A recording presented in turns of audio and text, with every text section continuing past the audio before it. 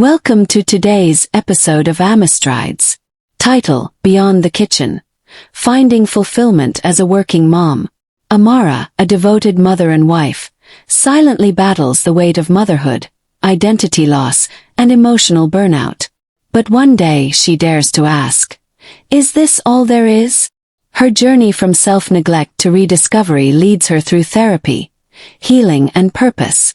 She stood by the kitchen sink, her hands submerged in cold, soapy water, eyes fixed on the wall clock. It was 9:47 p.m., and the house was finally quiet. The children were asleep, at least for now, and the rhythmic ticking of the clock filled the silence like a lullaby, though it only deepened the weariness in her bones. Amara had been up since 4:30 a.m., navigating the same loop she had walked every single day for the last 5 years. Lunches, school runs, office meetings, diaper changes, client calls, meal preps, deadlines, laundry, and guilt. Always the guilt. She hadn't meant to lose herself. She hadn't planned to become this woman. Always rushing, always late, always tired, yet constantly trying to prove she could do it all. Once, not so long ago, she had been full of dreams. A young woman with ambition burning brighter than Lagos traffic lights. She was going to build a creative agency that empowered young girls. She had sketches, vision boards, and notebooks full of ideas. But after the second child, then the third, life demanded more than she was ready to give. And she gave it anyway. She dried her hands, leaned against the counter, and stared into the darkness outside the window. Somewhere beneath all the tiredness was a yearning. A question that never stopped humming beneath the surface. Is this all there is? Her husband, Chaik, snored softly from the living room couch, television still glowing. He was a good man, faithful and responsible, but the mental weight they both carried wasn't shared equally. Not because he refused, but because she never knew how to ask. She had always been the strong one, the dependable one, the one everyone leaned on. Amara tiptoed to her room and sat on the edge of the bed. A crumpled journal peeked out from under the mattress. She hadn't written in it for over a year, but tonight something pulled her toward it. She opened it and read a single line from the last entry. I don't remember who I was before motherhood. She broke. Silent tears rolled down her cheeks. The room spun gently as if trying to embrace her. She clutched the book to her chest and allowed herself to grieve. Not for her children, not for her marriage, but for herself. The version of her she had buried beneath endless expectations. The next morning nothing drastic changed.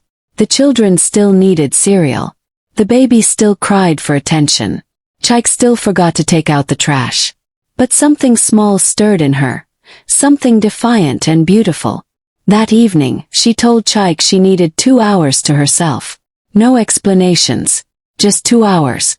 He looked puzzled, even concerned, but nodded. Amara left the house and went to a small cafe 5 streets away, the one she used to write in before life happened. She ordered a cup of tea, pulled out a notebook, and wrote for the first time in what felt like forever. She wrote a single sentence. I am coming back to life. And she did.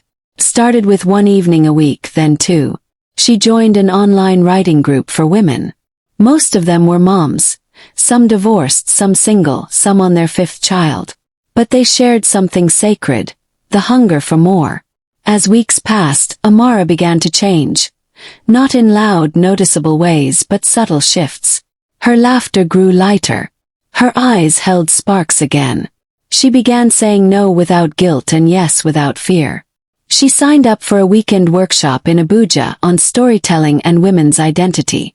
Chaik offered to take the kids for the weekend, and though he stumbled through bath time and peanut allergies, he survived. And more importantly, she thrived. She returned from Abuja glowing like a woman who had touched fire and was not burned. At the workshop, she met Ngozi, a 44-year-old mother of 4 who had gone back to school to study psychology.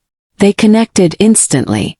Ngozi invited her to speak at a community event for mothers lost in the chaos of motherhood. Amara was terrified but accepted. That night, in front of 20 women, she spoke her truth. Her knees trembled, but her voice was steady. I love my children. I love my family. But I also love myself. And for a long time I forgot that I mattered, not just as a mother or a wife, but as a person. The room fell silent. Some women cried. One stood and said, "You just said everything I've been feeling for 10 years. But healing was not linear. Joy, though present, came in waves, sometimes warm and washing over her with peace, other times fleeting like a bird startled mid-flight. 2 months after her trip to Abuja, Amara spiraled again. The baby fell sick with a stubborn chest infection, and sleepless nights returned like uninvited guests. Work at the marketing firm intensified, with new management demanding tighter deadlines and weekend commitments. Just like that, the delicate balance she'd begun to build wobbled. She missed 2 writing group sessions, then 3.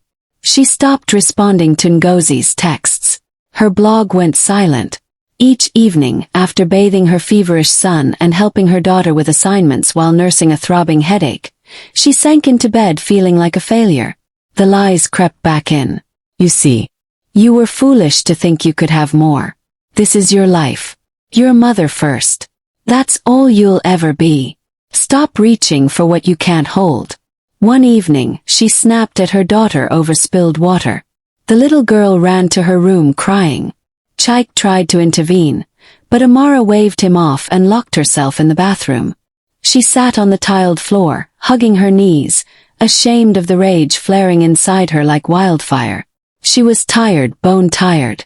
Not just physically but emotionally and mentally exhausted. She felt like a rubber band pulled too tight. It wasn't the first breakdown. But this time it came with a whisper she couldn't ignore. Something has to change. The next day she called in sick. Not for her kids, not for a family emergency, but for herself. She dropped the children at school and daycare, then went to the beach. Alone. She walked along the shoreline, shoes in hand, the sun warming her skin, waves crashing beside her like a metronome syncing with her breath. And she cried. Loud, guttural sobs that drew glances from joggers and vendors. But she didn't care. She needed to release the pressure to be perfect, to be everything for everyone, to carry without being carried. That was the beginning of a new kind of bravery. She started therapy. At first, it felt like a betrayal.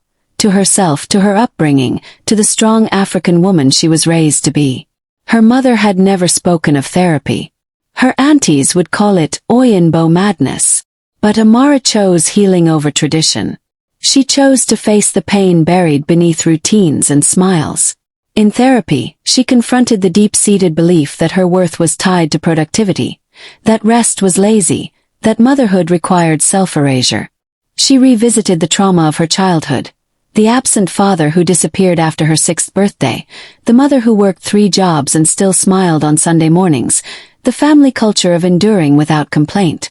Endurance is noble, her mother once said, but silence is survival, not healing. Amara began to write again, not for the blog but for herself. Raw, messy journal entries filled with rage, sorrow, longing, and hope. She wrote about the loneliness of marriage, postpartum depression that went undiagnosed, friendships that faded when she became a mother, and the shame she felt wanting to be seen. The more she wrote, the lighter she became. She also began to dream again, but this time her dreams weren't about fame or recognition. They were about wholeness. She wanted a life that honored every version of herself. The mother, yes, but also the artist, the woman, the little girl who once believed she could change the world. Her relationship with Chaik hit turbulence. The more she changed, the more friction grew between them. He was supportive but not always understanding. He didn't know what to do with the woman who now asked for space, silence, weekends away. They argued, sometimes loudly, sometimes coldly. One night, after a particularly brutal fight about her travel plans to speak at a women's conference in Port Harcourt, Chaik said, "I miss how things used to be." Amara looked him in the eye and replied, "I don't." It broke something in him. But it also opened a door. For the first time in years, they sat down without children, without distractions, and talked. Really talked. About their fears, how marriage had swallowed parts of them, their unmet needs, who they wanted to become, not just as a couple, but as individuals. It wasn't easy. But it was honest. And honesty, they discovered, was more intimate than touch. They agreed to give each other room. Real room. Amara began scheduling self-care weekends. Chaik enrolled in a short tech course he had long postponed. They implemented a family schedule that included mommy nights off and daddy-daughter dates. They were learning, failing, adjusting, but together. Amara's blog resumed. She wrote weekly again. Her community grew. Mothers who had once given up on themselves began to find new language for their experiences. Women started sending her letters. Long, weepy letters filled with gratitude, guilt, and hope. She replied to every single one. She was invited to speak at TEDx Lagos. Standing on that stage, she wore a simple Ankara dress, her natural hair in a crown of coils, her eyes bright with truth. Her speech was titled Motherhood and the Myth of Martyrdom. She spoke of sacrifice and self-love, of joy and identity, of rage and forgiveness. When she finished, the applause didn't end for minutes. Months later, her book launched. It became a bestseller, not because it was polished but because it was honest. Titled Breathe Mama, it became a lifeline for thousands. Book clubs formed around it. Churches hosted sessions. Radio shows invited her. But Amara kept her pace slow. Fame was never the goal. Fulfillment was. She remembered what therapy taught her. You do not need to hustle to be worthy. Years passed. Her children grew. Her husband grew. She grew. She wasn't always happy. Some days were still hard. Some mornings still felt overwhelming. But now she knew how to center herself. She knew when to pause, when to ask for help, when to say no. One rainy afternoon, as she watched her teen daughter prepare a speech for her school's International Women's Day event, Amara smiled. "What's your speech about?" she asked. "About choosing yourself, even when the world tells you not to." Amara's heart swelled. She had broken the cycle. Not just for herself, but for every daughter after her.